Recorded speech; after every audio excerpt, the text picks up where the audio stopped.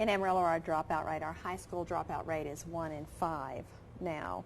And you were saying, I thought it was interesting, that a lot of the dropouts happen because people are made fun of, because they hate school, because they hate going to school. It's not about maybe necessarily the learning, but about the treatment. Yeah. Well, there's a lot of assumptions about what resources children have outside of the school. Perfect example, I was mentoring an 8th grade girl, and I was talking to her math teacher, and I said, help me understand why she's failing. She's really bright. And he said, she will not do her homework. And I said, let me help you understand who that homework's going home to. Alicia lives in a 1-bedroom apartment with 22 people. One of her walls isn't a wall. It's tarps made out of garbage bags. Not one of those folks can do 8th grade math and give her any supports. You could knock on every door on her block, and there isn't one human being who could help her with that 8th grade math. And I said to the teacher, for many children, from generational poverty, working class poverty, where they're living paycheck to paycheck, they're working at McDonald's, they're working at Walmart, they're working at Pizza Hut, the only learning that's going to happen for them is in the school environment where there's adults who know the material, where there's lights or air conditioning or heat or whatever's needed to do those assignments. I mean, I have teachers say to kids, go get magazines and cut out these pictures and glue them and get poster. They don't have glue. They don't have to. They don't do it. They're labeled deviant because we make assumptions about, well, they can just go get these things. Mm-hmm. And so I think a lot of kids, it's actually the number 2 reason for dropout is the peer pressure, being made fun of. In my doctoral research with students from generational poverty, they talked about being made fun of for the cars that they came to school in.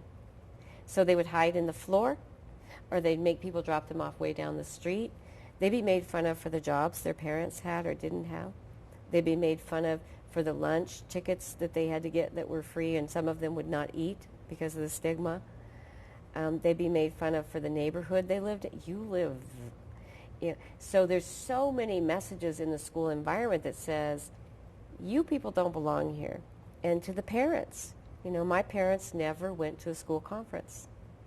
And what do we say about those parents? They don't care about their children. Mm-hmm. And so stepping back from that, whose perspective is that? And how do we get to that faulty assumption? Probably like this. If my children had a school conference, I would go. I would. And that means that I would have to get off work, would tell my boss I couldn't be at work. I care. I love my children. Yes. I'm going to be there. And so we look at and also I would get in my car and I would go. Yeah.